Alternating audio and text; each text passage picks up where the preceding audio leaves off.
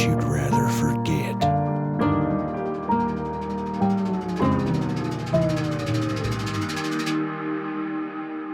Crusades in the Days of Rage.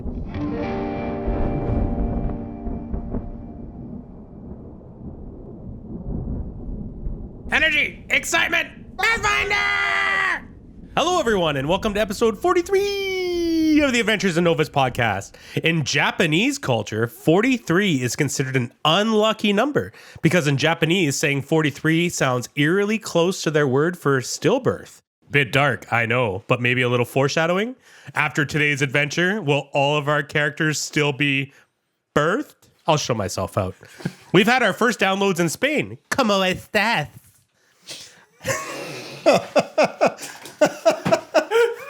It is como estás. Yeah. But It is, but Jesus Christ. I hit my apple. it's karma. It's karma. I can tell you that this will be an action-packed episode. How do I know? Because I wrote it. Now let's see how our players will play it. As always, all of our socials are in the notes, and we appreciate every comment, good or bad. If you could take the time to give this podcast a 5-star review, we'd really appreciate it. And finally, Like and subscribe. we do have a Patreon with some fun levels. Check it out and donate if you can. Thank you, Alex and Jay, for your continued support on Patreon. Now, let's get this baby started with a recap from Randy or Haynes, depending on his mask. I do not have my mask on at the moment. Anyhow, last episode, I, Randy, and my team of super friends headed to the top of the mountain on the weird dwarf island in the middle of the Eye of Abendego. On the way, we had to traverse a slippery slope to get to the top. It was frickin' so easy for me to use my secret ninja skills to light step my way up. Milady Arkin used her awesome magic powers to levitate Gilgamesh and herself to join me at the top. Have you seen how frickin' big Gilgamesh is? He's a dragon kid. He's gotta be like 600 pounds or something. How much does Randy weigh? I'm a slim and trim 180. Arkin's power must be immense. Mayhaps I've finally met my equal in terms of not only ability, but striking good looks as well.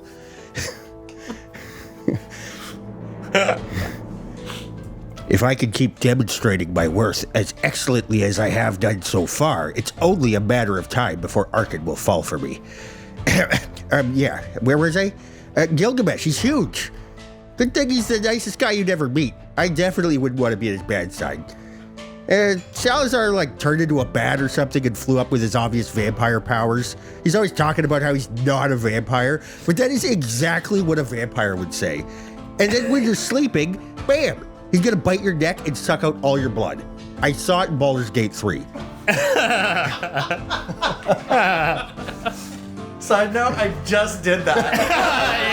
And I died.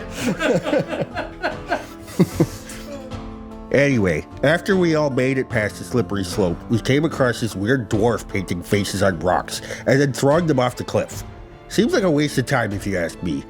As we were rounding the bend, approaching the very top, Arkin detected a fascinating type of magic she'd never seen before. We found another, slightly less weird dwarf, Drogar Flintvane, at the top of the mountain. He could talk and stuff, but he was smashing his head into the giant stone hand, desperately trying to find a way to open the mysterious door inside leading to the center of the hand. This door was also weird. Go figure.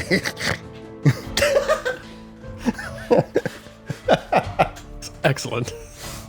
It had some sort of puzzle that we had to figure out in order to open it. Only there was no room for error. The door reportedly killed any dwarf that had attempted to open it. We also noticed that the door and the surrounding walls had a lot of wear on them from various methods used to try to break in, like explosions, chiseling, you get the idea. A number of the symbols on the door were similar to the Spiral of Pharasma, or so I'm told. Arkin called in Crom, the Star Drakeling, to try to help us, but all he wanted to do was play fetch. That's so fetch. So Crom. After a while of humming and hawing about what to do, Milady Arkin cast Mage Hand and pushed the first button on the door, depicting a baby. We all just about crapped our pants like that baby must have done a bunch, because we were standing right there. We could have been exploded. But Milady is a genius, and she knew exactly what button to press. We heard a click, and we did not die. And then she used the mage hand to press on a second plate and a click, a third plate and a click, and finally the fourth plate. Click. A spiral of pharasma began spinning on the door, and it opened. That semi-crazy dwarf Drogar that I was talking about, he rushed in and got absolutely wrecked by an electric bolt from the trapped entranceway. The mountain began to rumble, and a giant flash of purple light from way off in the distance rushed toward us and into the giant stone hand. The storm around the island immediately dissipated. It was so freaking weird. Inside the door was a spiraling staircase. Anyways, Gilgamesh threw Drogar's body down it. Come to think of it, I'm not even really sure if Drogar was dead. Well, he is for sure now because his body set off a bunch more traps, each one charring his broken corpse further and further past any recognition, eventually turning him into dust. It smelled really bad. I was trying so hard not to puke my guts out in front of Milady. Gilgamesh walked right up to Drogar's ashes, but then he turned back. We decided to rest for the night. And I had a bit of a troubled sleep. I had this super vivid dream all about how awesome my childhood was, and my 10th birthday, where everything changed. Insert chimp sounds.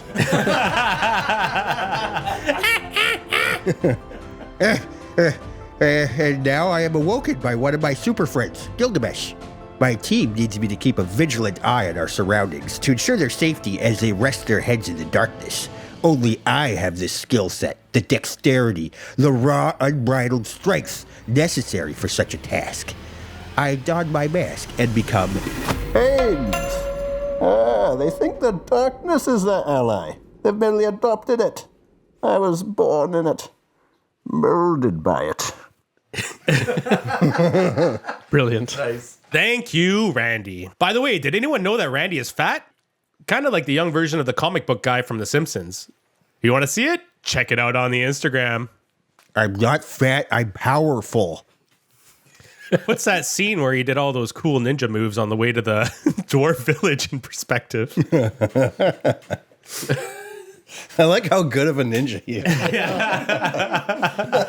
A lot of rotund cartwheels. Yeah. When we last left our adventurers, they had set up camp on the 27th of Gosran, also known as Redemption Day, just outside the stone hand sticking out of the top of the mountain. Gilgamesh took first watch, and at the end of the episode goes to wake Randy for second watch, after Randy's amazing backstory. But before Gilgamesh does this, he needs to roll a perception check.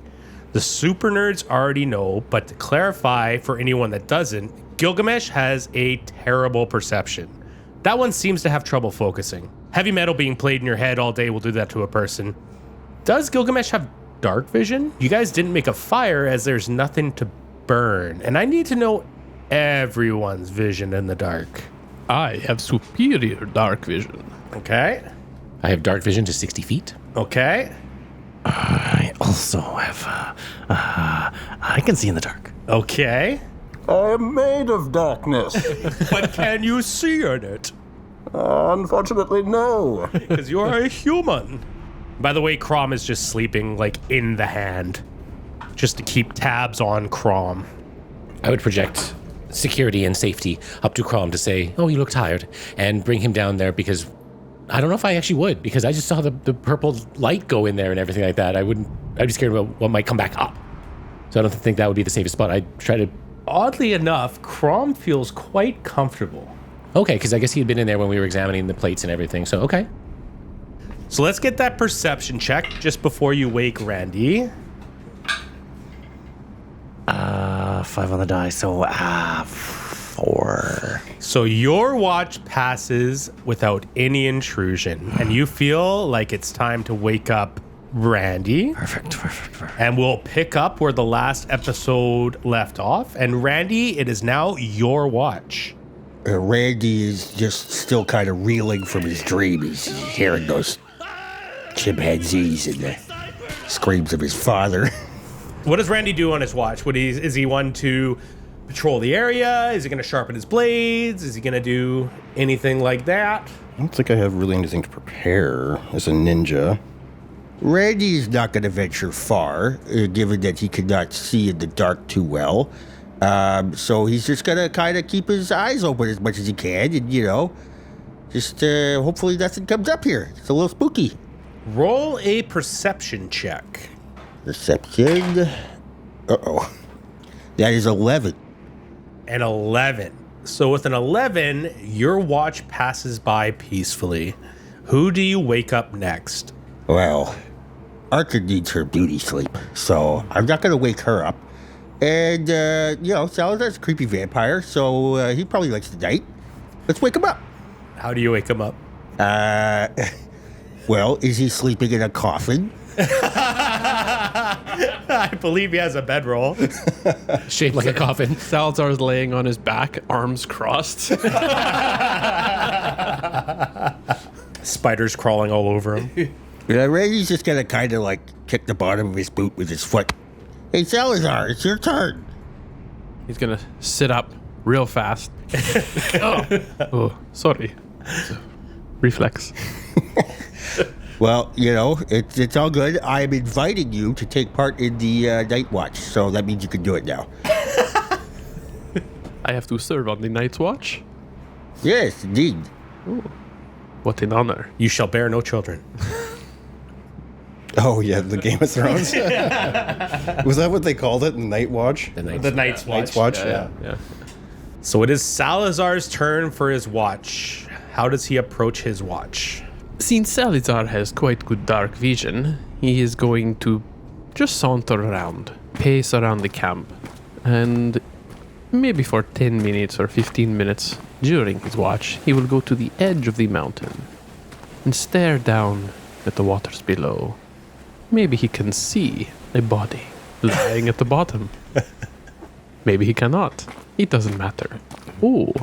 And of course, he will spend some time carving yet another spider on his chest. A short, stocky one? A very short, little one. All right, Salazar, roll a perception check. Ooh. That is a number. That is a 21. A 21.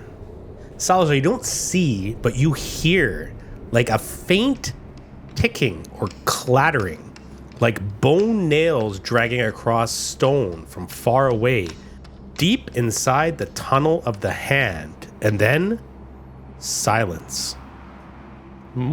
Interesting.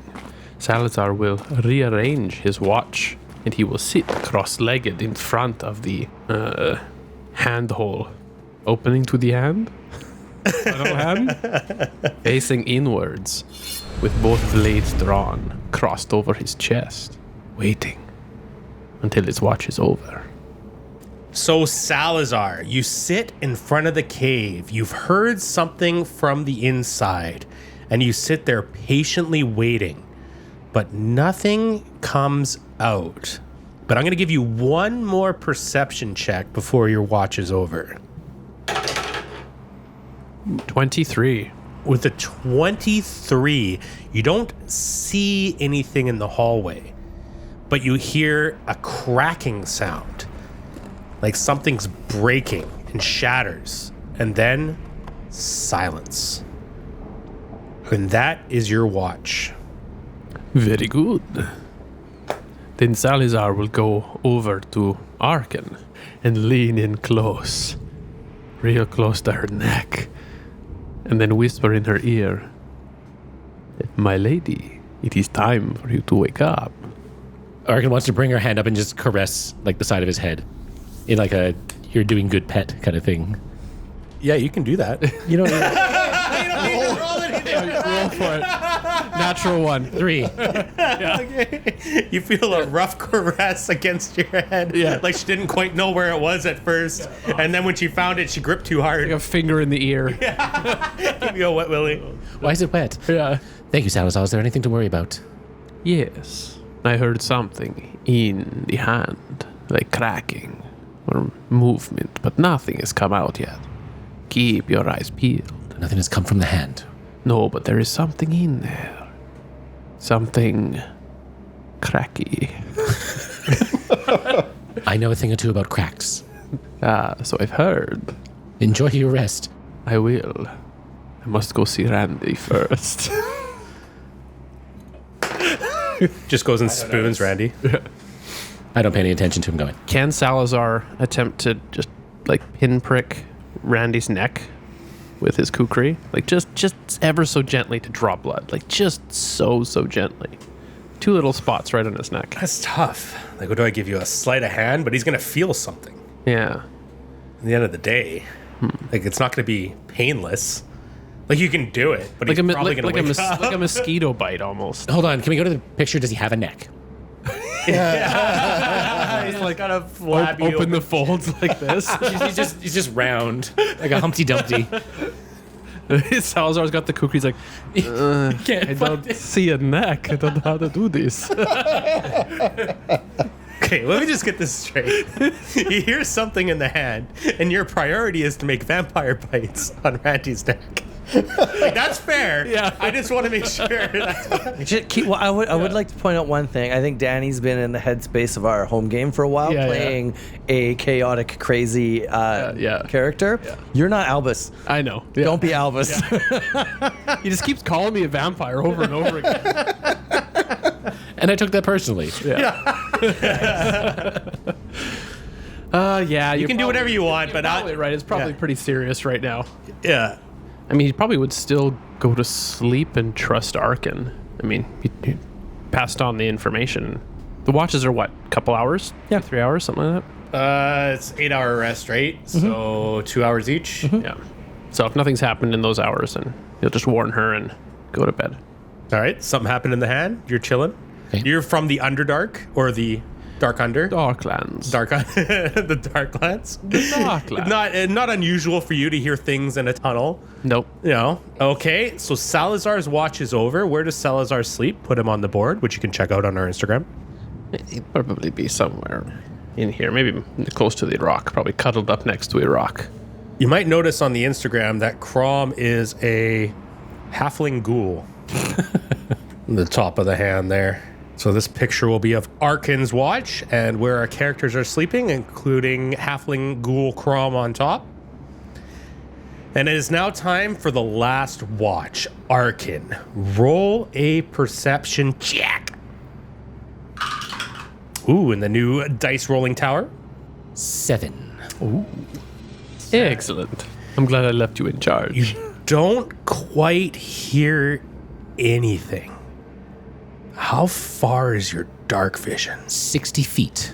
60 feet. So, Arkin, you're staring into the cave during your watch. You got a total uneasy feeling that something is in there. But your watch is about to end. And I am being a generous DM. Because, no, in some ways. Maybe keep that out. Or maybe keep it in. Arkin likes to keep it But in. as soon as you turn to let the people know the watch is over. Who's got the biggest moaning wood? Arkin's keeping it classy. As soon as you turn to wake up your companions, you're going to have to roll one more perception check. 15. So the sun is about to rise, and Arkin, your watch is over. With your perception, you don't notice anything, and you turn to awaken your allies. Unbeknownst to you, 2 creatures crawl out of that hole. They're very sneaky, especially in the dark. And no one detected them slowly crawling up the walls and ceiling of these tunnels. And 2 skeletal creatures come out of the hole, and one of them attacks you at your back. Roll for initiative. Oh, yeah. Salazar's an 18. 18 for Salazar. 2. 2 for Gilgamesh. He's a sound sleeper. Randy must be feeling quite groggy because my initiative is a mere 19. Oh, 19? Arkin has a 16. You have a really high initiative, right? 12. Yeah, I have a 10. Yeah. 16 for Arkin. Yeah, we're playing very similar characters. Yeah. It's probably a good combo, though, because we get the flank going and, like, dude, sneak attack all day. And yeah, I feel like we have yet to harness the true potential of the circle jerk. The totally not vampire and the super good ninja. It's a fat ninja. Yeah. The fat ninja and the totally not a vampire. It's a great name for an anime. The Adventures of the Fat Ninja and Totally Not a Vampire. So just as Arkin turns, a bone blade strikes at your back. 21 to hit. That hits Arkin. That hits Arkin. I have 21 AC. Oh, it's probably flat-footed too, so yeah, it's even lower. Yeah. You take 11 damage, and I'm going to need a fortitude save. Fortitude me. 22. Ooh. You feel an infectious disease rise out of your skin, and then you fight it back with your supernatural abilities. And fight it off. Whew, little squirt there. I've had worse. And another blade from another creature strikes out at you. I appreciate the double attack here, boys. You're getting double penetrated from behind. 18 to hit. That misses. That Arkin misses. flat-footed. So after the first attack, you're smart enough to duck the second one. Surprise round is over. Arise, my warriors. Let us beat back the evil that has come. Salazar, arms crossed, just folds himself straight upwards, standing. I have a reason. Randy does a kip up. Milady needs me.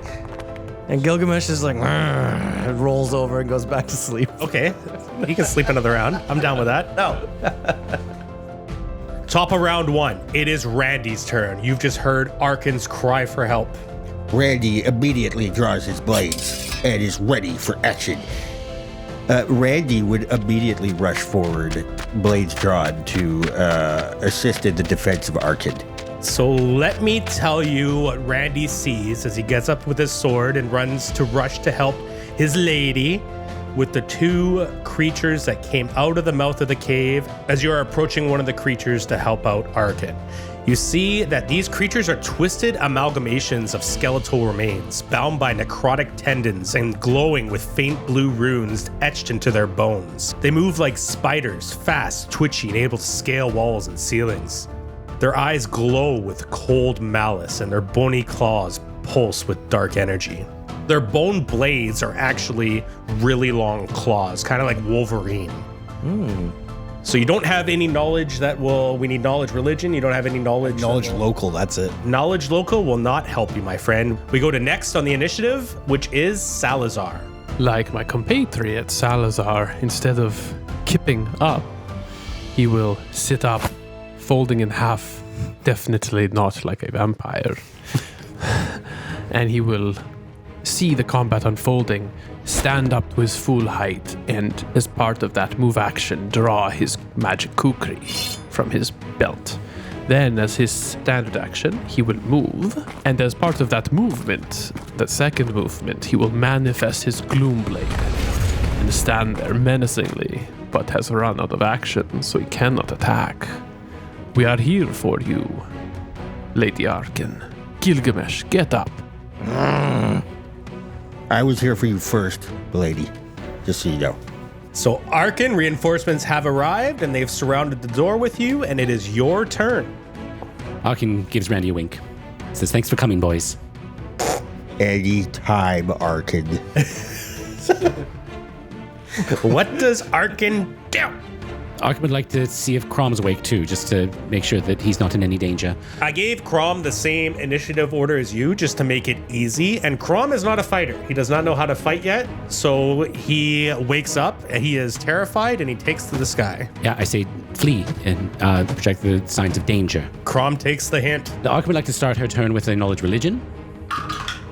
Arkin has a knowledge religion of 17. With a 17, you will learn one thing. You will identify this creature as an undead guardian, likely a construct created to guard sacred or sealed areas. You know it's immune to mind-affecting effects, poison, and critical hits. They don't have minds to take over. They won't be affected by any of our lethal hits. Poison will not affect them at all either. So let's try to take these guardians down. They seem to be guarding the power, the knowledge that was down there. We must defeat them. These are undead abominations. I hate the undead. He's gonna stare directly at Randy when he says that. Don't think I didn't notice Salazar the way that you woke up, okay? But I have good core strength. So from where she is, with these two creatures at her back, Arkin will relay that information to her mates, and then she will 5-foot step away from the gate, from the portal, and feeling safe where she is. Everybody watches as her expression remains calm and intense. With the edge of her foot, she inscribes a flawless 5-foot diameter circle around the ground. As the arc closes, the circle bursts into a radiant white flame that does not burn but casts sharp illumination. Raising her hand, she weaves intricate glyphs of ancient power into the air, symbols that shimmer between silver and onyx. As the last glyph locks into place, her voice resonates, echoing with layered harmonics as she speaks the summoning incantation.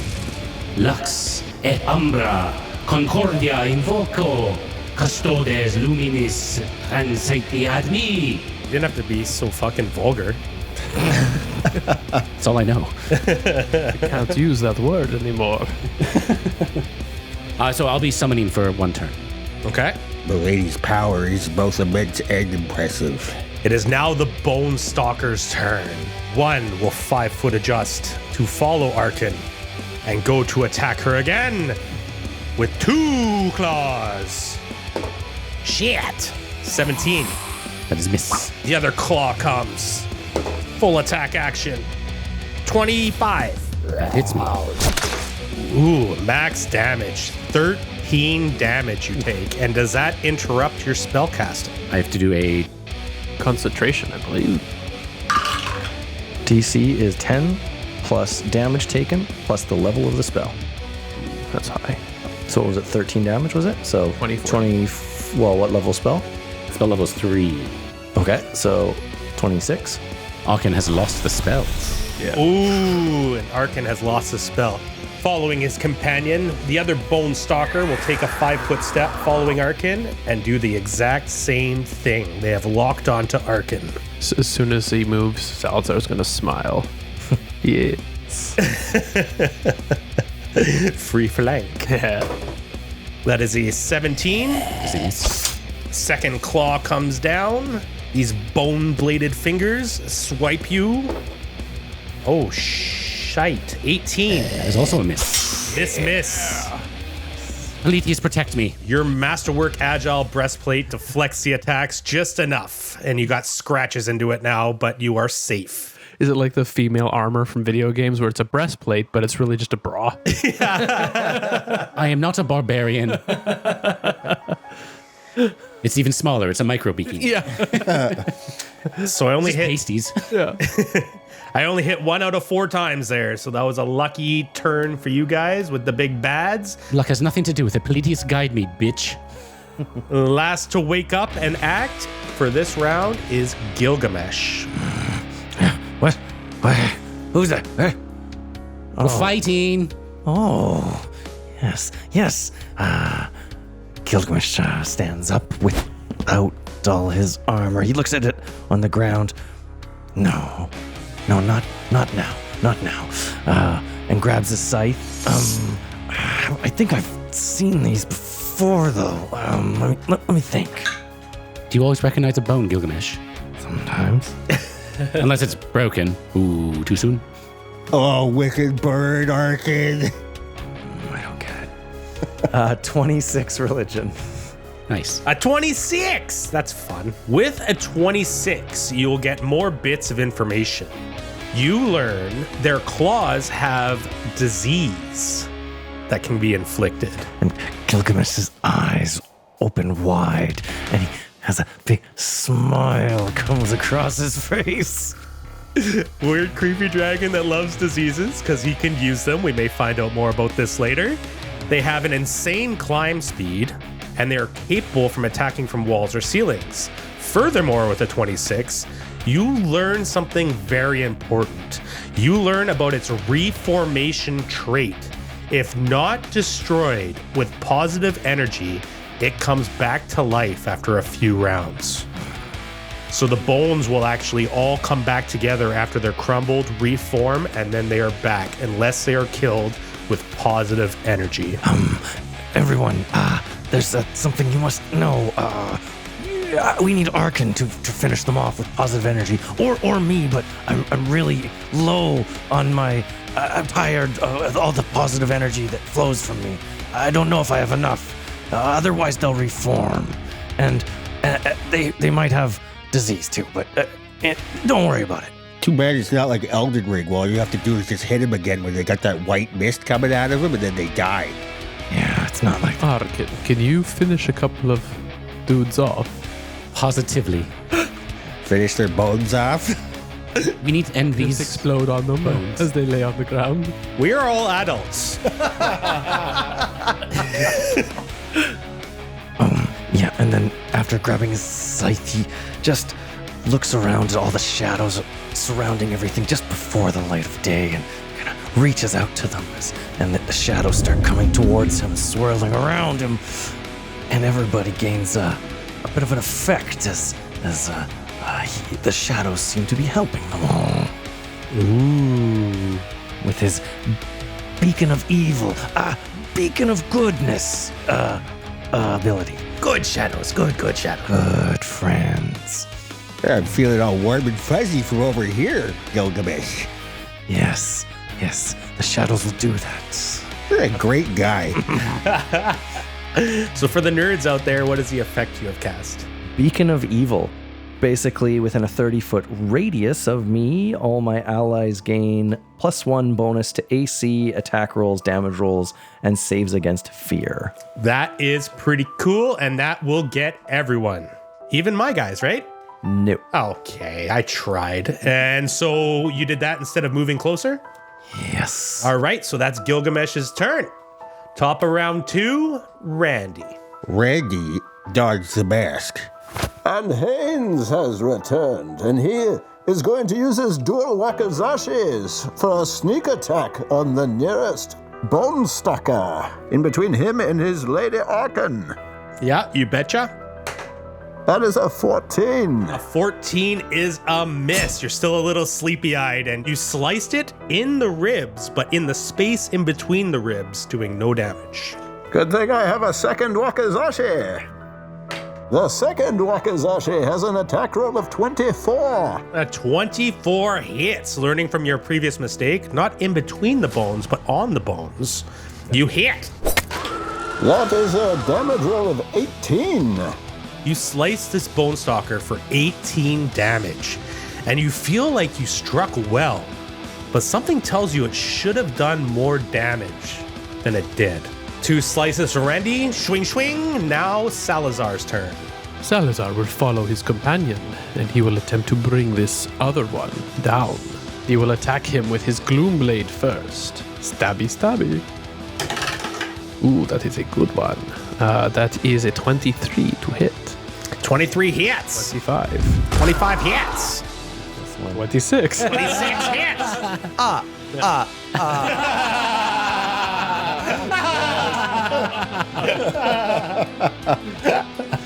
It just keeps adding up. The vampire that can't count.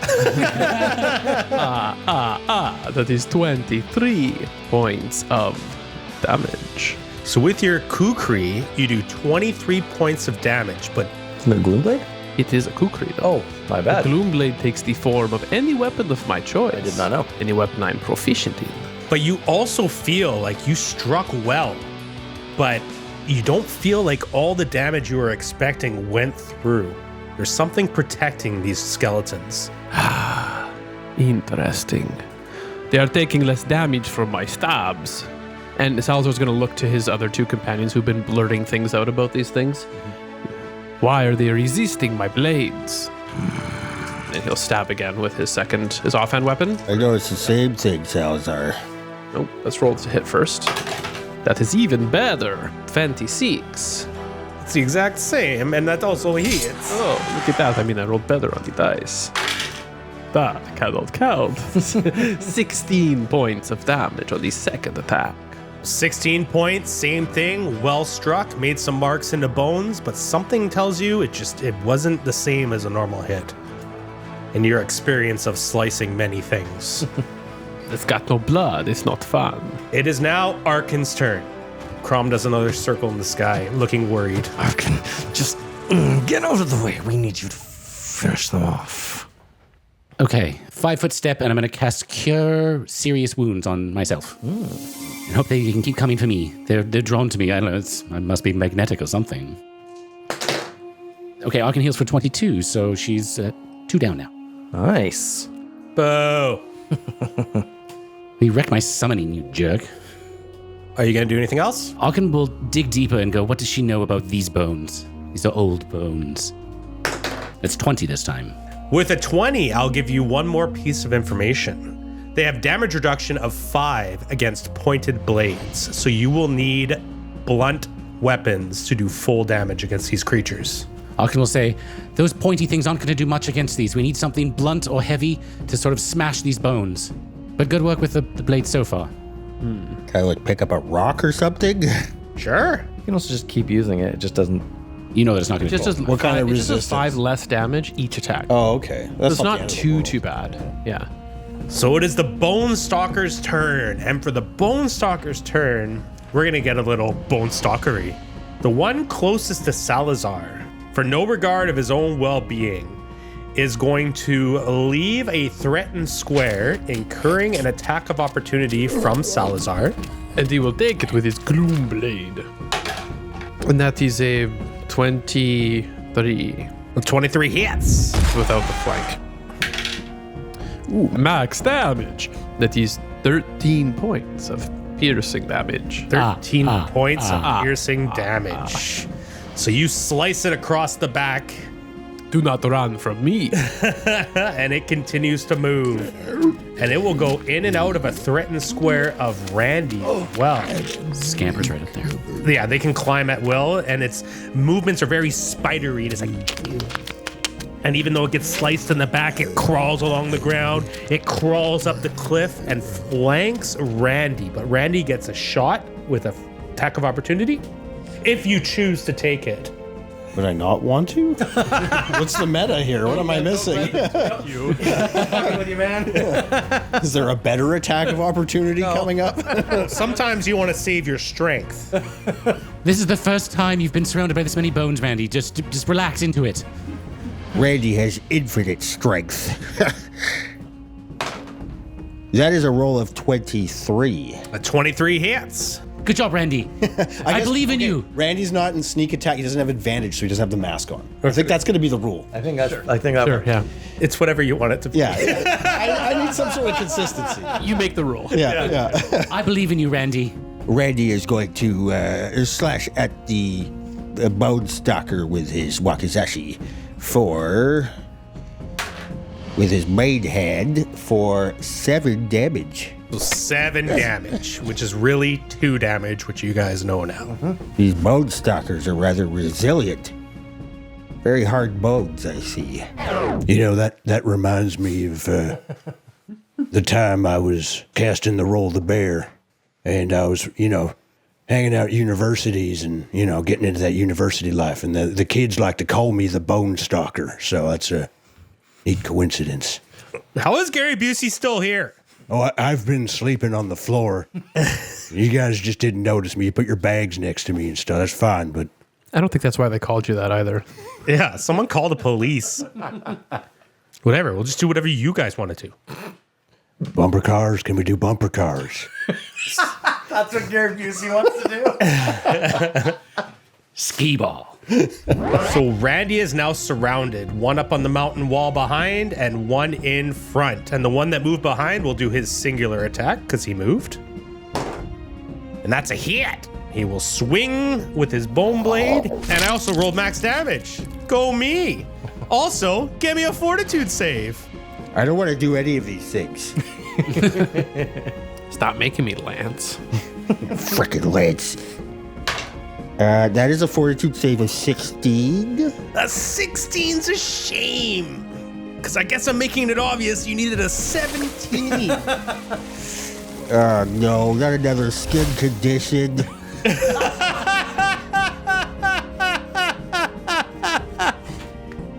So Randy, you feel a supernatural disease coursing through your skin. A couple more zits appear on your face.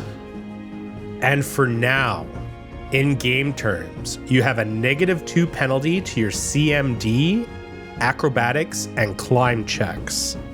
However, more things may happen in a day. Dun dun dun. Great. Now I gotta get another cream. Great. You know how long it takes to get an appointment with the dermatologist? No. Frickin' long, okay? Like a year. Oh, and you took 13 damage from that hit, too. Oh, and you got 2 more bone blades coming your way from the other one.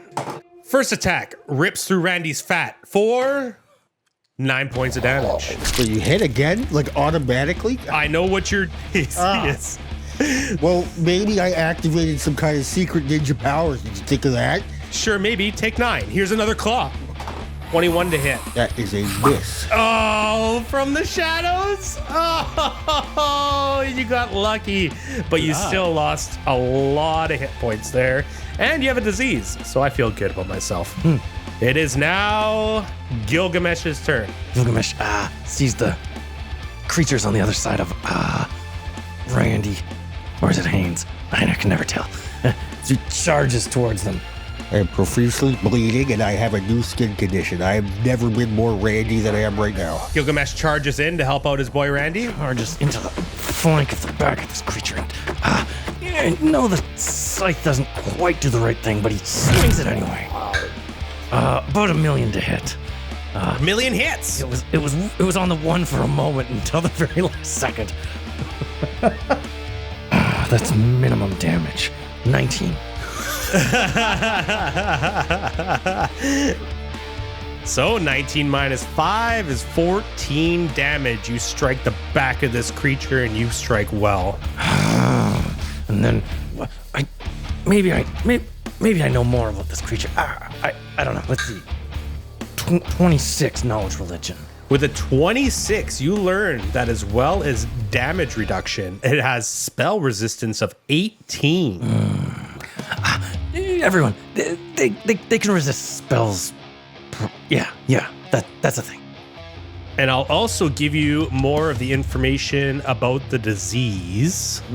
A 26 is quite good, and Gilgamesh obviously has seen these creatures before with all the knowledge that he is procuring. Big ups to Mal for this one. So the disease is called the Bone Blight. On a successful hit with its bone blade, the Bone Stalker forces the target to make a fortitude save or contract the Bone Blight, the supernatural disease. It has an incubation period of 1 day. So once a day, if this is not cured, Randy will receive 1d3 dex damage and 1d3 con damage. And it takes 2 consecutive saves to cure this. I need my dexterities. And your constitution. And technically tomorrow is going to be a new day. We're gonna face this fight and it's gonna be explode bones out of my freaking bones. 5 minutes after. 24 hours. 24 hour. Nice try. But yeah. Yeah. It's in a mood today. It's gonna take 24 hours to get to the end. That's what you learn. Yes. Bone creature, fight me now. What language do you speak? Common. It doesn't react to you whatsoever. You bones. 26 was quite good and it's fun, so I'll tell you the language it understands is Necro, but it cannot speak. So is that Gilgamesh's turn? Yep. Top of round 3, Randy. You are surrounded by bones. Randy is going to don the mask. And Haynes is going to make use of a key point to use one of his secret ninja skills, Shadow Clone. Go on. So Haynes now has a total of 6 Shadow Clones surrounding him with a maximum roll. And the caster level giving him an additional 2. There goes my idea of dragging him off the cliff. You say the shadows have betrayed you, friends. They don't speak common. They somehow understand. So, read it for the nerds. What is that skill? I like the image of Gilgamesh's shadows just kind of pulling all the shadows from everywhere else into like a circle, into a radius, and then Randy just kind of using that as well. It's a terrifying group to fight. Like, you guys just pull up shadows, become shadows, and it's nuts. So these shadow clones shall remain by my side and move with me, mimicking my movements, sounds, and actions exactly. Whenever I'm attacked or the target of a spell, there's a possibility that the attack targets one of my shadow clones instead. If the attack is a hit, roll randomly to see whether the selected target is real or a figment. If it is a figment, the figment is destroyed. If the attack misses by 5 or less, one of your figments is destroyed by the near miss. Area spells affect you normally and do not destroy any of your figments. So there are 7 Randys? There are 7 Hanes. Well put. It takes up just so much space in that 5 foot. There's 3 Randys and there's 4 Hanes. Yeah. Hanes shall make use of an additional key point for a sneak attack upon the Bone Stalker between me and Gilgamesh. Alrighty. That is a 27 to hit. That hits. That is 11 damage. 11 damage. Well struck. 6 points off. So you notice that your Wakasashis are not doing the maximum damage they could be, but you do notice you're whittling them down. Bone chip by bone chip, you are whittling this guy down. But they still appear quite strong. Hack the bone. Is that your turn? Am I allowed to perceive things? Is that a free action? Yeah. Hanes would also like to take a quick look around the environs to ensure there's no other Bone Stalkers creeping up on us. There's another one waiting around the corner in case we kill this one too fast. Yeah. Roll a perception. That is a roll of 14. As it falls off the table. So, Randy, you do not perceive anything out of the ordinary, nothing that you don't already know. But you do hear sounds of chimpanzees coming from somewhere. Still in round 3, it is Salazar's turn. Salazar is not happy that they move so far away from him. So instead of what he was originally planning, he will move. So he'll take a move action to go 5-10 feet here, glaring at Gilgamesh for taking his flank. As he sidles on by him. Gilgamesh is completely unperturbed. Yeah. And then he will slash into this skeleton. It's a move action to change my weapon. Oh. So I won't be able to attack this turn. Yeah, it's because he moved. If I could 5 foot adjust, then I could have done it all. But somebody had to move way out of my threat range. Salazar will stab into the skeleton with his gloom blade. That is a 19 to hit. A 19 misses. Should have just changed your weapon. Should have, could have, would have. These sneaky bone Overuse it. These sneaky bone stalkers are very nimble, and he dodges your attack. Also, something cool is I mentioned these guys move around walls and ceilings really easily. It does not require its hands or feet to adhere. Its entire skeletal form grips surfaces. So the one behind Randy has full movement of everything, but its skeleton is kind of just stuck to the wall and it's fighting to flank Randy. Like a spider. Yeah. We need Will here to just bash it with a shield right into the wall. Too bad he's dead. He's Super dead. Yeah. But they wouldn't fall prone because they're stuck to the wall. Like you stuck to your shield, you just That'd be cool. Throw it on the ground, just start hopping on it. surf down. Shield surf. All right, so that is Salazar's turn. It is now Arkin's turn. Crom still flies around worried about his friends. Okay, Arkin would like to, knowing that the positive endings will hurt them, neither of them looks like close enough to death. They both look fine. They got chips out of their bones and slash marks on them, but they look fine. They don't look haggard or like they're weak in any way. Okay, Arkin will think she wants to get in on this bone action, and she will cast Cure serious wounds again, but this time she's going to move 20 feet to come in and flank with Salazar and apply the healing spell to the skeleton.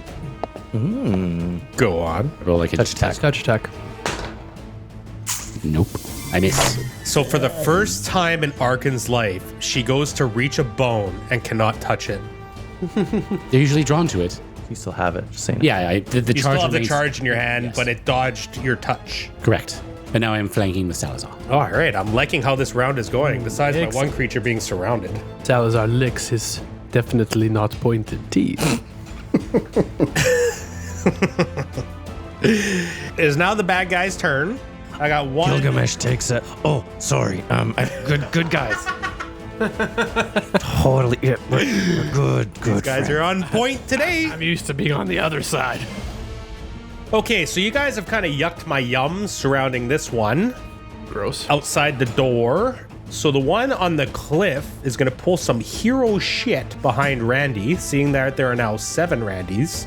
And it is going to do an acrobatics check to try and get past Randy and Arkin's attack of opportunity squares. So we will need 2 acrobatics checks. Here's one to get past Randy. And then this is against your combat maneuver defense. Which is currently -2. -2, yeah. Correct. I should have done that the first time, but I didn't because I'm dumb. Fortunately, that number is still rather high. Well, for Bone Stalkers, they are quite acrobatic. Guess so. So for Randy, the acrobatics is 25. Yeah, that gets past me, unfortunately. And Arkin will roll another acrobatics. You get past me. Really? Your CMD sucks? Oh, yeah. I rolled a 1. Ooh. Does that change things? Maybe. It's not an auto fail. It's not auto fail. It's not an auto fail on a skill. So, And it's a +2 difficulty for being the second. okay, so 14 minus 2, 12. I get to sweep. Nice. And you have a charged hand. Because that's what you have. Yes. So it's just a touch attack again. Yeah, try your touch attack. That's kind of cool, actually. It actually stumbled on the second acrobatics. It was impressive on the first and kind of stumbled on the second. Arkin reaches and 18 against touch. 18's a miss. On touch AC? Oh, touch. Touch attack. How dare you make me look up more It might stuff. still be a miss, but Yeah, I'd be curious. The Bone Stalker's touch AC is 13. So Arkin catches the Bone Stalker, a bit too ambitious with the second acrobatics. 1 on the die. here, don't touch his metal die. It's cursed. It's bad for us. Might be low. That is 20 positive energy damage. So even with the spell resistance, does that matter? Oh. Yeah, you do have to roll against its spell resistance. To affect a creature that has spell resistance, a spellcaster must make a caster level check, at least equal to the creature's spell resistance.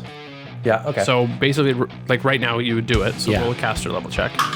22. That's a hit. Yeah. Okay. And you get through its spell resistance, you get through the acrobatics, you touch this goddamn Bone Stalker, and you do what? I will not be denied bones. That's 20 points, yeah? And if it says vulnerable to positive energy, what does that mean? 50% extra. 50% extra?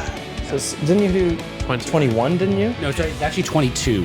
Yeah, because you have a bonus of you have a extra bonus of 1 and you're level 6, right? Oh. Yes. Yeah. Okay. So 7, 10, 15, 22 plus 11 is 33. God damn. So Arkin, you touch this Bone Stalker, and Well timed. you feel the positive energy coming through you, and you see it glow and twist and hate that it is still standing, but it is much weaker and it is angry. The other one sees that you've done such a thing to its friend, and they both face you. Don't worry, I can take you both. Excellent fisted, milady. I reach out like ET and just touch where his nose would be. Oh, I don't like that. I don't like that. Do you know what I do like? Attacking Arkin, the one that does the acrobatics. Swings. Yeah, 25. That hits. 25 hits. Get boned, bitch. You take 9 points of damage. Fortitude save. 24. Bitch. Take 2 more bones. 2 slices. Bone claws. Let's go. 17 on the die. That's a hit. Take 7. Fortitude save. 16? 16's a fail. As you feel this disease coursing through you. Not the first time you've had a disease from a bone.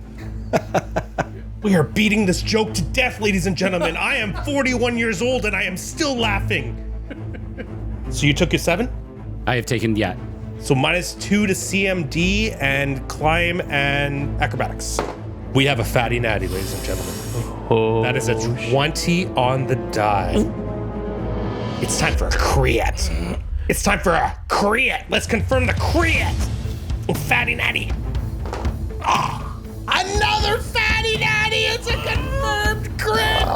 It misses. Oh my God. I don't even remember the last time I rolled 2 fatty natties in a row. I do. Yeah, that's what your character's died. he's still flying in the sky right now. Exactly. I take this D8. It's the name. Oh, 3 and a 1. Oh, why? Why did I use one of your dice? That's the 1. Elitius, protect me. Oh, Elitius can suck. Anyways. So, Not like Arkin. oh, man. That's the weakest. 14 damage. Got another fortitude save. No, doesn't need another fortitude save. I'm already Oh, infected. you're already diseased? He's already got the crabs. Oh, I guess there's Practice natural 20. Does it cure the other one? So you take 14. Are you taking this damage? I'm not saying you take shit. I'm at 17. Okay, you're at 17 life? Unlike Yes. Salazar, he can do math. I'm down from 49. All right. Because I was at 31, I just took So 14. you're saying there's a chance. So you're saying that we're going to go to Gilgamesh's turn. And if you guys don't kill one of these bone stalkers, Arkin might be in serious trouble here. It is now Gilgamesh's turn. I'm gonna roll a knowledge check on this.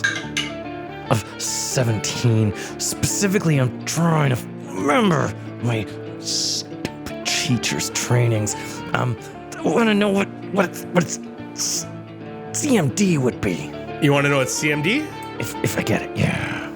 So I apologize to the super nerds, but I have no better way to say this. Their CMD is 25 or a 31 versus a trip attack. So Gilgamesh knows in game terms that they are quite hard to wrestle. Yeah. What I was thinking is just to grab one and just run away with it. That's what he wanted to do with Randy, and now there's 7 Randys, and now it's surrounded. God damn you guys. Okay, you almost got Arkin so far. Yeah, if I can at least bleed out Arkin a bit, I'll feel good. The one in the back is quite weakened, right? That's the one you touched, right? No, this one out here. They came around. Okay. If you guys were to look around, the one that is flanking Arkin is more weak than... That's the one that Arkin hit with that massive touch attack. The one you guys are circle jerking is still looking quite well. Gilgamesh, seeing the greatness of his good friend, Arkin, good friend, would like to help him. Him, who knows, takes a 5-foot step and takes a big ol' swing at this bone thing. The one flanking Arkin. Big black sight comes down. Oh my god, it's another fatty daddy! Oh shit! No! Oh my god! A slice of ×4! Can't crit. 3? I just remembered. Oh yeah, I can't crit! Yes! One for the good guys! Fuck you guys and your 7 Randys! ×4 crit. That was instant Oh, kill. that's too bad! Don't roll the confirm. You don't want to know. You don't want to know. Oh, you pussy. It's a hit. Oh, 18 on the die! I would have confirmed! Okay. At least Gilgamesh knows. Get like a vision of the future, like an alternate future. This should have been much better than it was, but here goes. 23 points of damage minus the 5. 23 points of damage minus the 5. Even though you have a slashing weapon. Sometimes piercing. Even though you have a slashing weapon that sometimes pierces. This skeleton in its weakened state gets smoked by your sight. And you crack through the sternum of its rib cage. It looks up barely holding on to life, still standing. Top of round 4. Gilgamesh takes a second swing. God damn it. Gilgamesh takes a second swing. 19 on the die. 23 points of damage minus the 5. 23 points of damage. You see you slices down its sternum. You see it in its weakened state. How do you do this? The first swing had his scythe go way from low to high. So from holding up high, he swings it back down to cut down its legs like sheafs of wheat and takes its legs clean out. This bone stalker crumbles into a heap of bone on the ground. But as you know, it is not quite dead yet. It is just regenerating. Arkin, friend, got you. I can handle the bones now. That'll be the end of Gilgamesh's turn. Top of round 4, Randy. And that guy took a shit ton of damage. I thought you were attacking the healthy one. That was the weak one. Yeah. And it took 2 hits. Well, That damage. I took the chance to surround Arkin to hopefully take her out. And then Arkin still had the charged hand, hit it for a shit ton. I still think it was and that was a good choice. move by Gilgamesh. So what are you going to do? Well, the multiple Randys, the Randies, It's like a Comic-Con. the gaggle, So many cosplayers. an entire Comic-Con worth of Randys, a gaggle of Randys, if you will take a 5-step move so that I'm next to Salazar, my one of my super friends. Hey, Salazar. And I'm going to, sneak attack the remaining Bone Stalker. 7 more Bone Stalkers. Now that you're flanking with Gilgamesh again. And the mask is on! And the Wakazashis come flying! For a fatty natty! Wow, it's a fatty natty fucking bonanza, bro. Still can't be crit. Yeah. Still. That is a damage total of 17. 17 damage with your first swing. And your second? That is a natty 1. A natty 1. So both ends of the spectrum. A well-struck hit, and you got way too excited. Your eyes went big, and you missed over the top with your second swing. The mask slipped down and Randy only heard the sound of chimpanzees for his second strike. They're back. They can't be crits, so a 1 is a hit. Yeah. Salazar's turn. Hey, I have key points still. Okay. You son of a bitch. I'm going to make use of a key point. I'm going to put the mask Back on! For another sneak attack. I should have changed die. What'd you roll? That was a 4 on the die. Excellent. Now are you done, Randy? Yeah, the mask fell off. Yeah, I'm done. All right. It is Salazar's turn. Good attempt, Randies.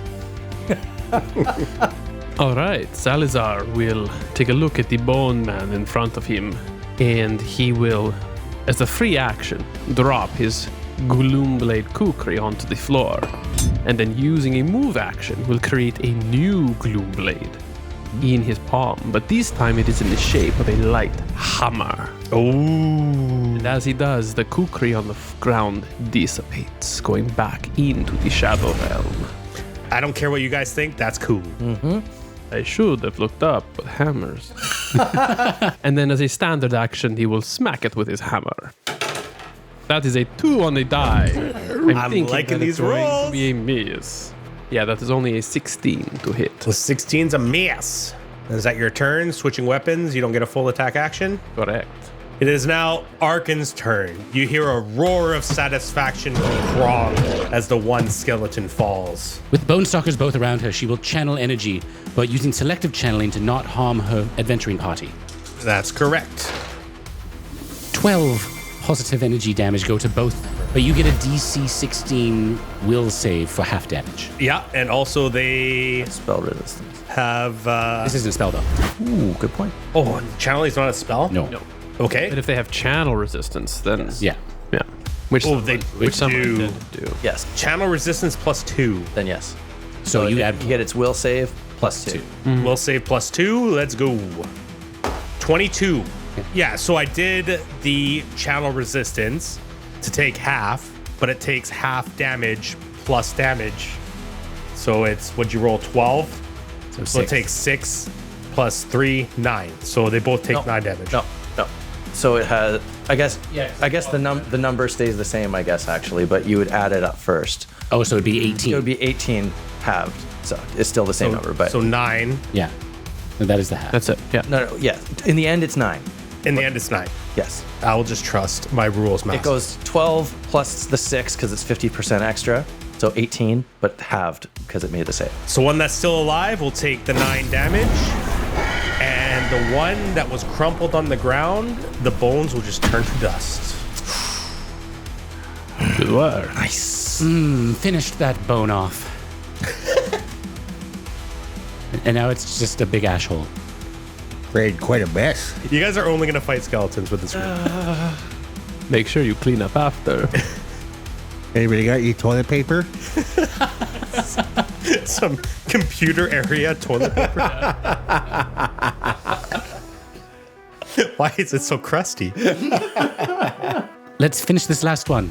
Yes, let's, as it is now my turn, and it checks Arkin full round action. God damn, one in the. Why is it only 20 or one?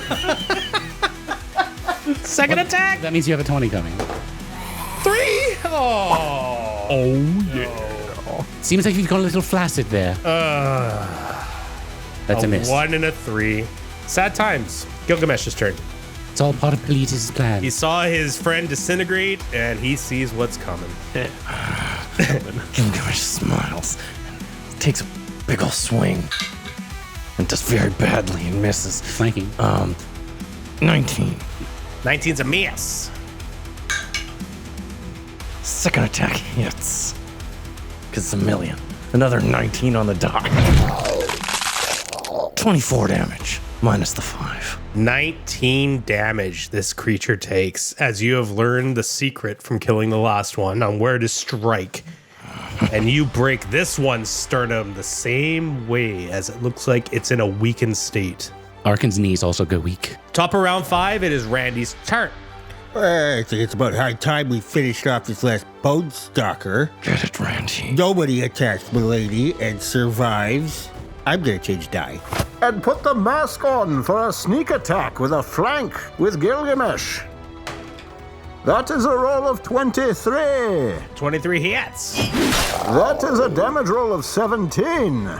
17 damage, so 12 as this thing just crumples more and more as you guys circle around it and slash it to pieces. The second Wakizashi comes flying at the bone stalker.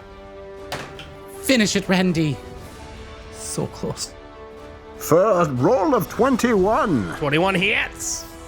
Come on. For another damage roll of 17. 17. How do you want to do this? Oh, there it is. Randi.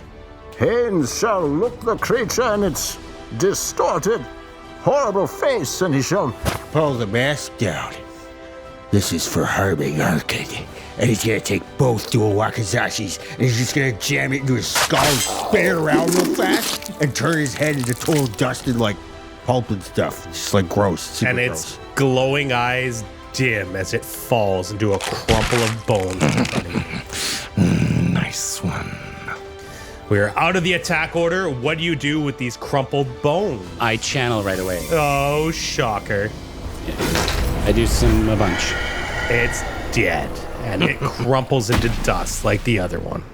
Dun dun dun dun dun dun dun dun dun. We level up. No, that's the wrong sound. In Novus, it means something different. What? Good work, everybody. How did you let them get the jump on you? I did not sense anything coming from the hole. I know you said that there might be something down there, but I said nothing of the sort. I did. Oh, right. Yeah, Salazar. Were you not paying attention to anything? No. You must have done your best. And I thank you for doing your best, Arkin. Good job. We stand triumphant. Yes, thank you. And he puts his thumb up. And, Gilgamesh, I mean, I know you're a little grumpy right now. You just got woken up. It was a shock. But, remember that without Arkin, like, she was the one that killed those things, right? So... I think that was mostly me. But yeah, you're right. We've all done our fair share. Let us observe the whole. I'm just tired. Yeah, you're just a bit of a grumpy Gus. Yeah. I get it. Yeah, Gus. I'm not a big fan. I hate Gus. I'm not a big fan of fighting these skeletons. There is nothing satisfying about defeating them. Yeah, it kind of lacks substance, huh, Salazar? That's right. Oh, yeah. My gang of Randys, how long do they last? Minutes, probably. Could provide an interesting opportunity, Arkin. Your very own gaggle of Randys. So you guys have just won the battle, but you have not completed your rest. So it is officially the morning at the top of the mountain outside the stone hand, and the first thing you feel is the cold, sharp and dry, biting at your fingers through the fabric of your bedroll. It's true what Brunda said yesterday. The nights are very cold here. The ash-gray sky above offers no hint of dawn, only a dull, swirling mass of clouds that churn and flicker with distant flashes of lightning that appear to be violet. You stir slowly, muscles aching from the steep climb the day before and the battle in the night with the Bone Stalkers. Crom had returned to sleep, and he sees that you guys are all starting your morning routines, and he stretches his wings wide, his scales and wings glinting faintly with constellations that shift and swirl like living stardust. Arkin will fill Crom's head with just adoration and love, things of just calm and tranquility, and sort of remind him that everything is okay, and that she will be with him through everything that they're going to face next. You see a big smile appear on Crom's face. He blinks sleepily, notices that the others are still stirring, but not quite ready to go, and with a contented huff, coils back into his crescent-shaped lump of tail and claws, and takes the opportunity to doze for another 10 minutes. Today is the 28th of Gozran. There are no birds, no sun, just a massive stone hand jutting out from the mountain, daring you to enter. What are your morning routines? What do you do? Arkin will spend the time to make sure she's healed everybody up who took any damage with her remaining channels and spells.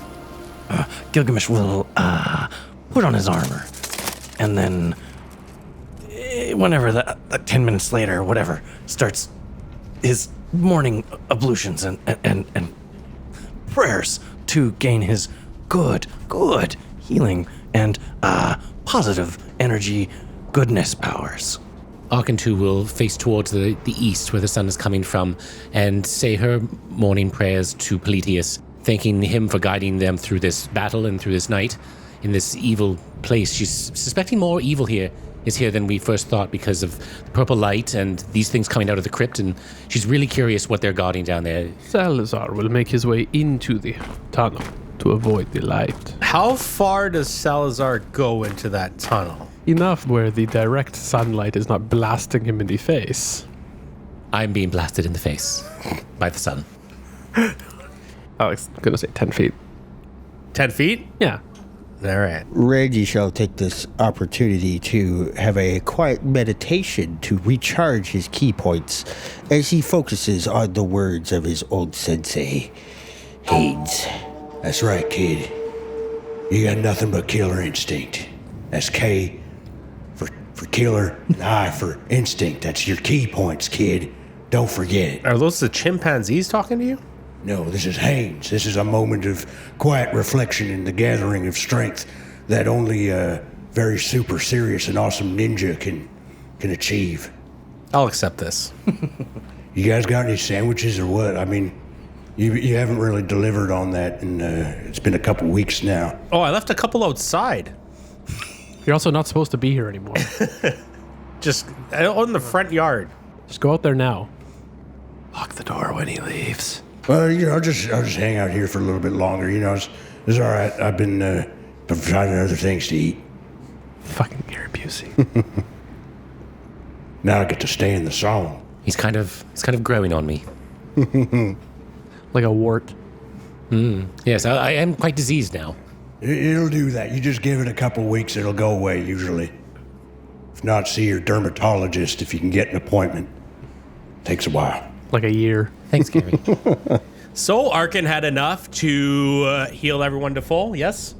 And Arkin and Randy are still suffering from the bone blight. Gilgamesh then remembers. Walks towards the piles of ash, digging through them. Looking for a shard, a sharp edge, bone, anything. Well, I did say they turned to ash. Yeah. So you're just going to search through the ash and you're going to find more ash. And he kind of looks around a little. He grabs a bit in his hand. Does little side eyes. Sees, make sure nobody's looking. And then you eat the ash. Somebody really wants to be diseased.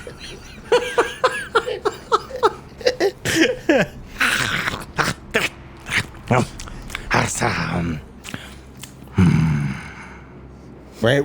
Rubs his teeth. And he gets up and looks around. He's still got a little bit of ash down his chin. And he walks up.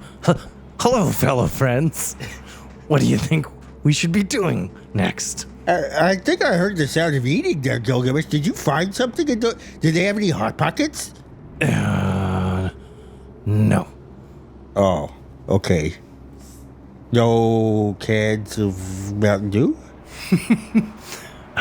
No. Code Red only. Well, it's gotta be Code Red. I mean, what are we talking about here? I'm not gonna drink the pleb Mountain Dew. Yeah, you expect Randy the Great to drink regular Mountain Dew. Code Red is my favorite Mountain Dew too. Oh yeah, I wonder why, Salazar. And Gilgamesh looks over at Salazar too and is like, yeah, Salazar. Wonder why. Am I right? Yeah, it's hilarious, Gilgamesh. Even Gilgamesh is dunking on you, Salazar. You're totally a vampire. I am definitely not. Now everyone else come into the shade where I'm currently standing. As they descend into the hand, Arkin will reach out and try to bring Crom back to them. It will be peaceful and calm now because the bone stalkers are gone. I decided to explore down and to see what they are guarding. A question for the group as we are now gathered. Do we need a spearhead for our little expedition in case there is any more lightning? I remember a dwarf that painted faces on rocks. I could go fetch him if he's still alive. Well, we already know. We tried throwing a rock down the stairs and it didn't do anything, remember? I was thinking that the dwarf could lead. Oh, the dwarf is the rock. Yes. Yeah. Yes. We have much more value than he does. It would be a noble sacrifice for the saving of Novus. Inside the hand, past the puzzle door, there was a long staircase corridor. The same metallic blue colored stone with veins of a golden yellow color, allowing for low light vision along the way, just enough to see by, but not enough to feel safe. The first 4 steps have been triggered and are still covered in the cremated remains of poor old Drogar. If you were to look down this tunnel, you would see it's a winding staircase going down, assumedly through an arm of the hand. So you can see steps going down, you see the low light vision, and then you see it disappear around the bend. What do you do? Arkin would like to detect magic down the stairs from as far as they've been, like down to the 4th step, and detect how far down it goes. Like, does it hit a bottom, or do the stairs sort of end in a sense, or I can't even detect it? Detect magic's 30 feet? 60. 60 feet? Arkin, as you detect magic, You notice that the first 4 steps do not glow at all, but every other step glows around the bend, and then there's too much stone to see the rest of it, but you sense a pattern here. So there's a column in the center of the staircase, and it's not like a hole? Yeah. Like there's a wall? Pole for Arkin. Pole. Yeah. Hole for Yeah, I know what to do. She swings around, dances on does a routine. Yeah. So fast. So slippery. Which is another reason why it was so easy for the Bone Stalkers to sneak up. They did make some sound, but if anyone's ever played Mario, they'll know that there's that creature that every time you look at it, it stops. And when you look away, it edges closer. And their stealth was amazing, especially in the dark. And that's how they got the jump on Arkin. I would like to.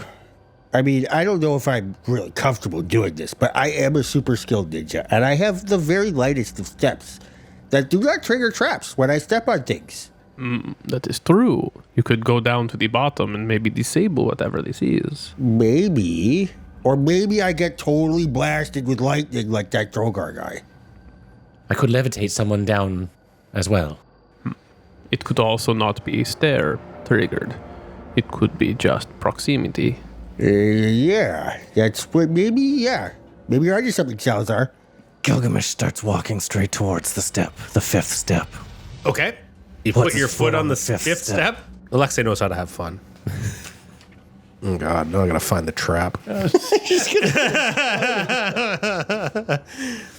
I'm walking the path of fate to the beat of the ultra heavy drums. Bobbing and weaving his head back and forth, full confidence that he will be completely fine. His extremely conductive metal armor. Okay. This is awesome. So this was a bad idea. Is it possible for Salazar to grab you before you step on the 5th step? I think you guys were all arguing, and I Could just Walks through. was off to the side and didn't want any part of it, so I started going. So it's up to you, but Well, I guess it's more up to yeah. But that was kind of how I was imagining it. Because Salazar's just remembering his actual skills, what he's actually good at. So, oh yes, I can help. Oh, well, Gilgamesh. Every hold on. single dice he can get his hands on. What do you need? Oh Jesus! I need like 10 D6s. No, why do you really need that? Oh my God. I got 3 here if you want. He needs 10. That blue one rolls really bad. Dude, I hope you have at least 60 health. So Gilgamesh. Sick of hearing everyone talk about it. Believing he walks the In path of fact, fate. as after the rest of what he's saying, he's just going talk. And even though he has someone that can definitely disarm traps, which are so obviously there, thanks to Arkin's detect magic. Arkin might even say something like no, but all Gilgamesh does is say talk. Steps on the 5th plate. And as soon as you step on that 5th plate, a burst of divine lightning explodes outward from the walls, the ceiling, and plate. And Who could have known? you can roll a reflex save to try and halve the damage of the hurt I'm about to blast in your face. So close. 14. 14. So you're gonna take all 10 d6 of this electrical damage, and you are gonna be blinded for 1 round as the divine flash sears your vision. That's the sound of 10 d6. That's the Warhammer sound right there. Oh yeah. And Gilgamesh will take 37 damage. Lightning. And he will also be blinded for 6 seconds.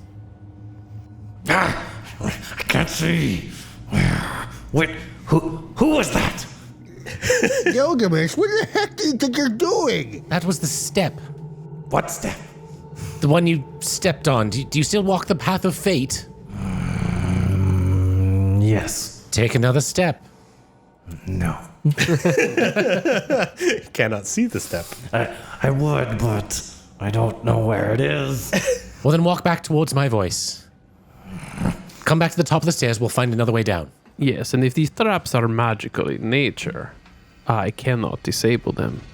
I reiterate, maybe I should go down the mountain and find some intrepid explorers to explore for us. So now there are 5 safe steps. What do you do? I really thought that was gonna work. Good thing you can heal all those wounds, can't you? No, I used it all up. Remember, I told you that earlier. Oh, you have it like once per lifetime, or? I don't know why everybody's all ganging up on me all of a sudden. This isn't very nice. I thought you were my friends. Gilgamesh is right. He's one of the super friends, okay? He used up his healing magic. It's fine. Okay, just come back here where it's safe, Gilgamesh, please. Thank you, friend, Randy. And he walks over towards Randy. Pats him on the shoulder. Yeah, he's so friendly. Arkin, could I trouble you for some healing magics? I will absolutely touch you. Don't worry. Thank you, friend. 88. 18. In case you touch any more. Oh my god. 12. Perhaps you would like to see if your light feet trigger traps next. Well, that would require an extreme amount of bravery. Isn't that part of the ninja code? Arkin, what do you think? Let's see what you're made of. I do it. Randy dons the mask. Haynes shall step forward into the darkness. Randy, before you go, I know you can't see in the dark, so where would you like my light? That's very kind of you, my lady. And Gilgamesh will also drink a healing potion. Mayhaps I could get a good luck kiss on the lips, and you could make my lips shine with light, because that's like right underneath where my eyes are. It's like perfect height. For the bravery you showed, Randy, I will grant you this kiss. Oh my God. I cannot watch. No, you have to watch Salazar. I want Salazar to watch. We can't force him to watch. Bite the lip. So how do you guys kiss? Passionately, enthusiastically. I feel like Randy's got a wet, aggressive tongue.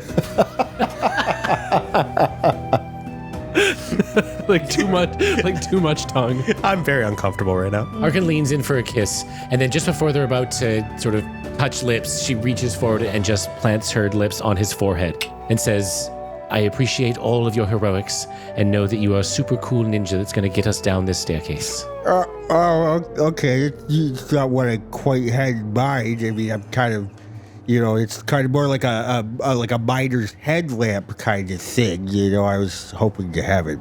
Well, okay, that's fine, I guess. I'll just risk my life for everybody then. Onward I go. My chest did end up slightly closer to your face when I was reaching up to your forehead, so... Oh, there you go. Yeah, it smelled real nice. It takes too deep of a breath. That's the good stuff right there. That'll last me all the way down. And the mask is on, and Haynes is off onto the 5th or 6th step. I no longer recall. See, if you had the mask on, you couldn't see with the lips anyway, so... An excellent point, milady. You're so smart and a super genius. So Randy, with his light steps, puts his foot on the 6th step, and nothing happens.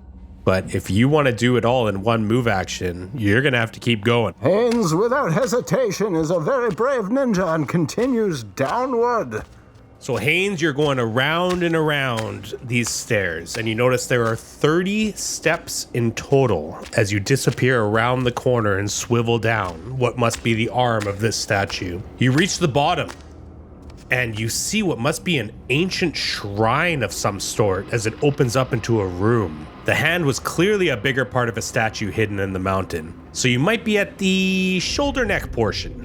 The air is very stale. The silence here is oppressive, and you're in a room that clearly has not been used for many centuries. Inside, you see the walls sweep upward into a dome. Scattered across the floor are chunks of gray stone and the remains of 2 statues that now lie crumbled.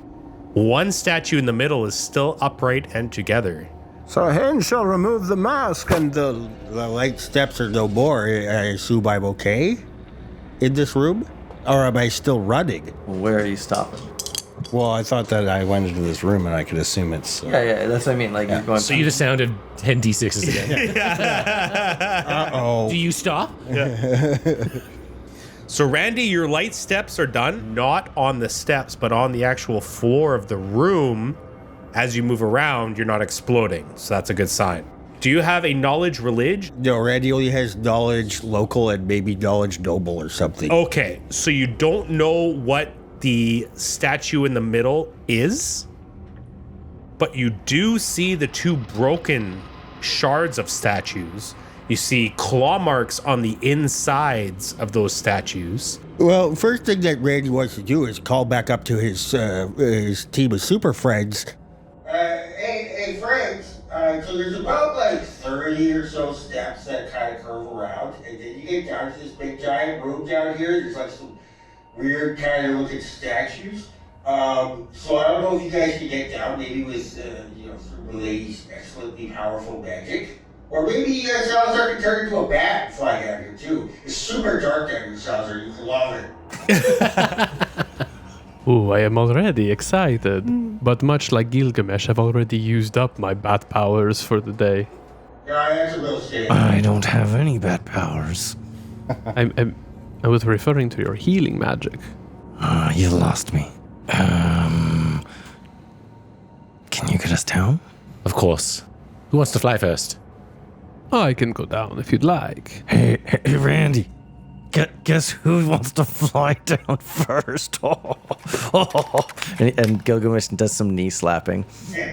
Good way, Gilgamesh. Totally talking about Salazar again. Freaking vampire. In the meantime, Randy, look around for anything that might turn off the traps. And Arkin will cast Levitate on Salazar to send him down. First, Randy shall perceive. And Salazar will accept the casting, levitating in the air. Ooh, this feels familiar. And I will work to wind him down around the stairs to get him down. Once he is down safely, yes. So no problem there. Yeah, no, flying down is the way to go. You do not want to step on the steps. Right, and then Gilgamesh, I admire your bravery before too. She'll cast Levitate on Gilgamesh. Okay. You're getting used to it much faster this time. And she'll guide him down around, but like he's bumping into the sides because he's so big. Like not touching the steps, but like hitting the sides of the walls because he's so big. Trying to go around the staircase. I'm pulling my knees up so I don't touch the ground. I want to be like a cannonball. Just a ball, yeah. And I just spin him slowly. Just make him a little bit nauseous. Just make him hit the ceiling a couple times. Yeah, on the way down. Bonk, bonk, bonk. So first Randy sees Salazar fly in nicely, and then you see Gilgamesh falling behind, hitting the walls and the ceiling as he comes down with holding his legs up. And Arkin will gracefully descend with much before as these sort of the ghostly figures that she knows are there are the ones carrying them down and through this area. Next. Nice. And you're all in the hollowed, empty room. What does this statue mean now? And Arkin would like to start with the knowledge religion. Yes. What was your perception check, Randy? 25. So 25. You take a good look at those claw marks inside, and you know that's where the bone stalkers came from. Can Salazar, when he gets down there, take a look for any obvious trap disabling mechanism? Like For a big fucking button that says disable trap here? But Randy also sees, with your headlamp, there is another circular door at the end of the room, and it's shaped what looks like a spiraling comet. As Arkin floats down into the room and does a religion check on the statue for 18? 18. Gilgamesh does 22. And a 22. So Arkin can't quite put her finger on it, and Gilgamesh will come in and know that that is a statue of Pharasma. That stupid, boring Pharasma again. She's everywhere. You guys see that door over there, too? Look at that. Etched across the arch of the door are markings in a language that no one in this party speaks. But Crick might know. Crick would know. Besides the crumbled statues and the upright statue, there is nothing in the room besides blue metallic stone with hints of yellow, veins coursing through it, and the door.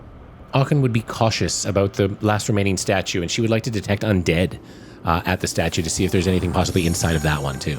You do not detect any undead inside the statue. Okay, and then I will continue to switch and detect magic towards the statue and beyond towards the door that Randy's pointed out. You detect, both in the statue and on the door, a magic that you have never felt before, but also necrotic magic. So it's a mix of the two. I'll point this out to everybody and say, it contains essences of the magic that we've felt through this place, from the door up above, from the stairs on the way down. So there's this magic that I've never seen before, but there is a bit of necrotic mixed in there, so there's something sinister, I believe, here. With your religion check, you also know that Pharasma is also known as the Lady of the Graves. She is the goddess of birth, death, fate, prophecy, and time. So you don't detect magic on the statue. You detect magic in the statue. I should make that clear. So I would keep detecting magic towards what I feel in the statue. You start really trying to find the source of this magic inside the statue. And around where the heart would be on a normal person, you detect the source of the necrotic and foreign magic inside the statue. I'm detecting this magic in the heart of the statue. I don't know if we should disturb it. What were the statues that have been destroyed? Do they seem similar to the statue of Pharasma, or were they other? Even though the statues are shattered, you can see that all three statues are essentially built the same. You can figure that out easily enough. There must be another creature in there. We should destroy it. Perhaps we can pierce the heart with a scythe. I can do this. This Gilgamesh will and can do. Salazar will draw and create his blades. Ready. Yes, everyone ready yourself. I will put life link on everybody, which stays active. It's one of my revelations. How long does it work, though? Until I stop it. Oh, wow, okay. Randy shall draw his blades and say that, this place is starting to really remind me of one of my more obscure mangas, Overlord by Kugane Maruyama. It's all about like this, crazy tomb with necromancy and stuff. Anyways, I hope I don't turn into one of those guys. Good joke again, Randy. No, it's a great manga. I'll lend it to you one time if you'd like to read Gilgamesh. Yes. Is it anything like that great novel by Bram something? Bram Stoker? Can't say I'm familiar with that at all, It definitely doesn't sound like anything vampire adjacent or related. Not at all. It's the only book I've ever read. So Gilgamesh pulls back his scythe. Well, I wish to gather the powers of the shadows one more time, because there is one more thing that it does, which is allows all of us to ignore 5 hardness of unattended inanimate objects. What? So specific. So basically, this is like an inanimate object, I imagine. Yeah. So normally you can just hack away at stuff, right? Like that's a normal thing. Yeah. But so I'd roll damage, and then I'd have to take my damage roll and subtract the hardness of the stone or whatever the item is. While my ability grants me 1 damage, grants us all 1 damage, as well as lets us all ignore 5 hardness of inanimate objects. So it sort of reduces hardness by 5.